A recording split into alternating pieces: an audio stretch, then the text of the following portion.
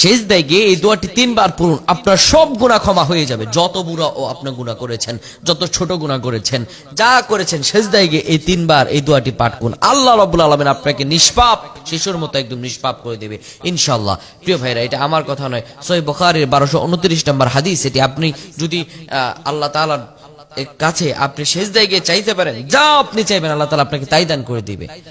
সিজদা হলো এমন একটি জায়গা, বান্দা যখন মাথাটা উপরে উঠায়া আল্লাহু আকবার বলে সিজদায় চলে যায়, এই সিজদার মতো নিচু জায়গা আর হতে পারে না। যুবকেরা, তোমরা এই দোয়াটি পেয়ে যাবে, অনলাইনে যাবে, এগুলো শেয়ার করে দিবে, মানুষের কাছে কাছে পৌঁছায় দিবে। যে মানুষগুলো জেনে এই আমলটি করবে তার সওয়াব আল্লাহ তোমার আমলনামায় দিয়ে দিবেন, কিন্তু তার থেকে একটু সওয়াব কমাবেন না। এই বিষয়টি মানুষের কাছে তোমরা পৌঁছায় দিবে, কারণ মানুষ যত জানবে আমল, তত বেশি আমলের মধ্যে তারা নিবেদিত হবে। সুবহানাল্লাহ বিহামদি। আমার প্রাণের ভাইরা, মানুষ যখন সিজদা যাবে, রুকু থেকে দাঁড়িয়ে মানুষগুলো আল্লাহু আকবার বলে সিজদায় যায়, কপালটা জমিনের মধ্যে ঠেকা, দুনিয়ার সব চাইতে নিম্ন জায়গা জমিন, এই জমিনের মধ্যে কপালটা ঠেকা মানুষ পড়ে সুবহানা রাব্বিয়াল আ'লা, সুবহানা রাব্বিয়াল আ'লা।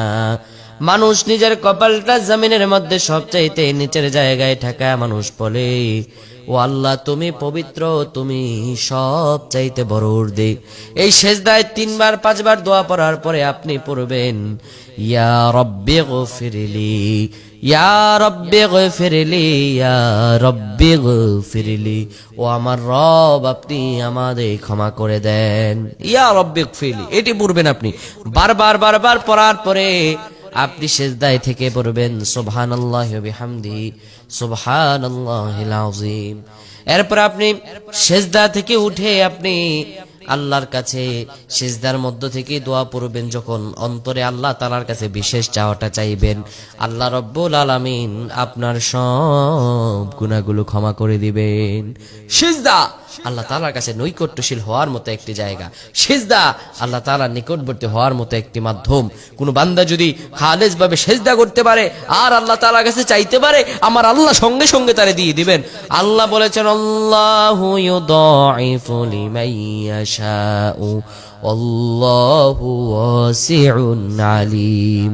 আল্লাহ তাআলা বলেন, ও দুনিয়ার মানুষেরা, তুমি জানো নাকি তোমার রব যিনি সমগ্র সব সম্পদের অধিকারী, যিনি সব দুনিয়ার সব কিছুর মালিক আল্লাহ, যিনি সবচাইতে তোমার রব, যিনি সবার ঊর্ধ্বে, যিনি যার উপরে আর কোনো কিছু হতে পারে না, যিনি সব সাম্রাজ্যের অধিকারী, যিনি সবচাইতে অত্যাধিক মহান ক্ষমতাশীল আল্লাহ।